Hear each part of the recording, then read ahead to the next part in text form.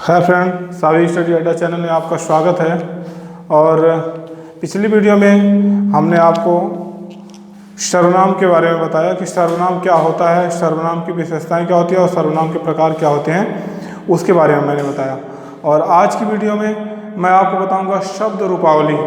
शब्द रूपावली क्या होती है और शब्द रूपावली का मतलब क्या होता है कि शब्द रूपावली, शब्द मतलब शब्द, जैसा कि मैंने पिछली वीडियो में बताया है। और रूपावली मतलब शब्द के रूपों से कैसे शब्द का पहचान किया जा सके कि कौन से शब्द हैं, ठीक ना।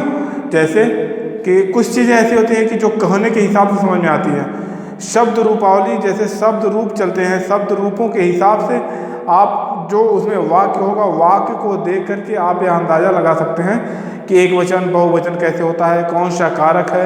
यह सारी चीज़ें आप बड़े आराम से पता लगा सकते हैं। तो आइए आज की वीडियो शुरू करते हैं और इसमें बताते हैं कि कैसे क्या होता है और उत्तम पुरुष क्या होता है, मध्यम पुरुष क्या होता है, अन्य पुरुष क्या होता है, इनकी रूपावली कैसे चलती है, इनके रूपों का पहचान कैसे करते हैं। इन सारी चीज़ों का इस वीडियो में हम अध्ययन करते हैं, ठीक ना।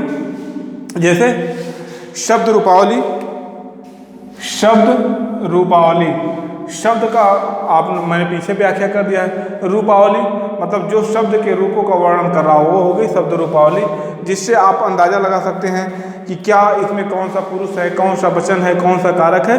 इन सारी चीज़ों का आप पता लगा सकते हैं। एक साइड में लिखा हुआ है कारक, फिर एक वचन बहुवचन, ठीक ना।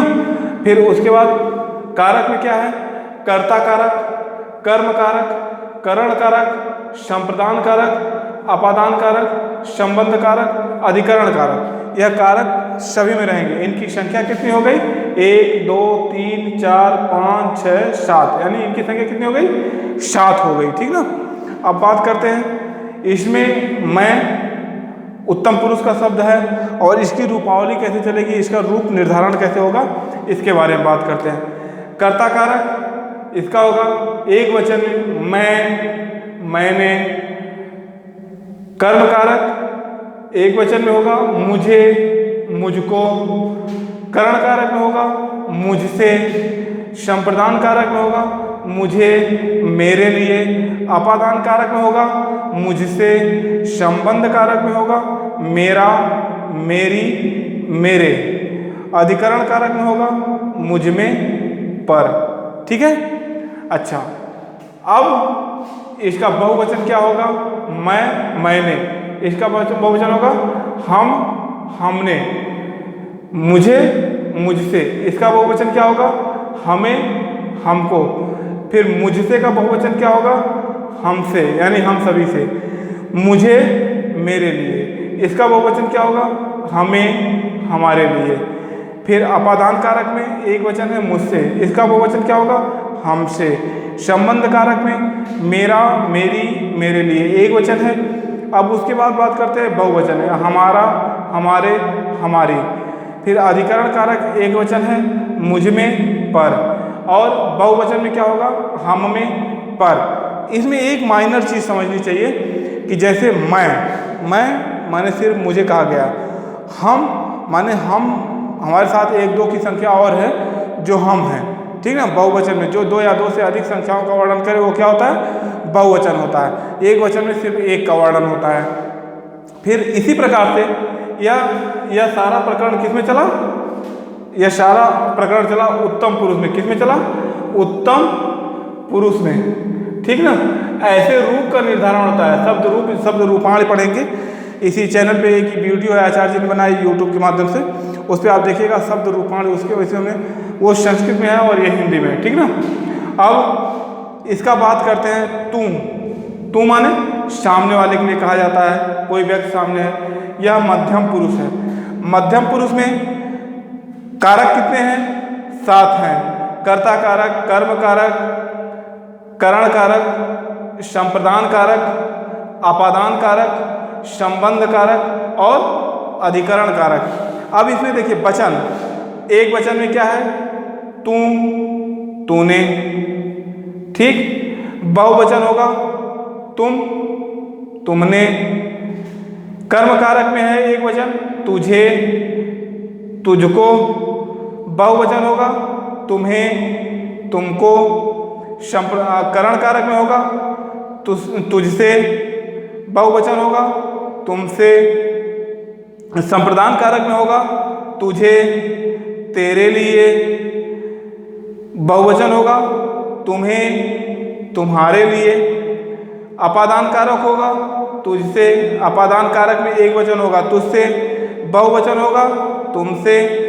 फिर उसी का संबंध कारक में तेरा, तेरे, तेरी, बहुवचन होगा तुम्हारा, तुम्हारी, तुम्हारे। फिर अधिकरण कारक में एक वचन होगा तुझ में, पर, बहुवचन होगा तुम में, पर। यह हो गया। अब देखिए कर्ता कारक, कर्म कारक, करण कारक, संप्रदान कारक, अपादान कारक, संबंध कारक और अधिकरण कारक। एक वचन हो गया, बहुवचन हो गया। और इसमें तुम सामने वाले के लिए क्या आ जाता है, यह पूरा प्रकरण किस में आएगा, मध्यम पुरुष में आएगा। किस में आएगा, मध्यम पुरुष में आएगा। ठीक ना, इसका विवरण आप मध्यम पुरुष के अंतर्गत करेंगे। ठीक ना। अब बात करते हैं, तीन पुरुष होते हैं, कौन से, उत्तम पुरुष, मध्यम पुरुष और अन्य पुरुष। अब बात करते हैं अन्य पुरुष की। इसमें देखिए पहला है, इसमें भी वही सिस्टम चलेगा शब्द में, बस अंतर शब्दों का होता है, उसी की पहचान करनी है। ठीक ना।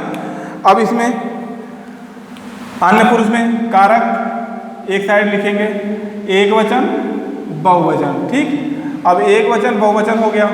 अब बात करते हैं, इसमें भी कारक देख लीजिए, कर्ता कारक, कर्म कारक, करण कारक, संप्रदान कारक, अपादान कारक, संबंध कारक, अधिकरण कारक। यानी कोई भी वचन हो उसमें कर्ता कारक, कर्म कारक, करण कारक, संप्रदान कारक, अपादान कारक, इन सारी चीज़ों का हमेशा समावेश होगा और ये सारी चीज़ें हमेशा सम्मिलित रहेंगी।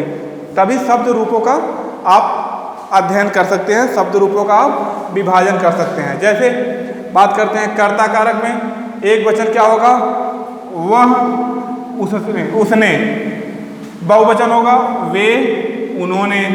फिर कर्म कारक में एक वचन होगा उसको, उसे, बहुवचन होगा उनको, उन्हें। करण कारक में उससे, फिर इसमें होगा उनसे।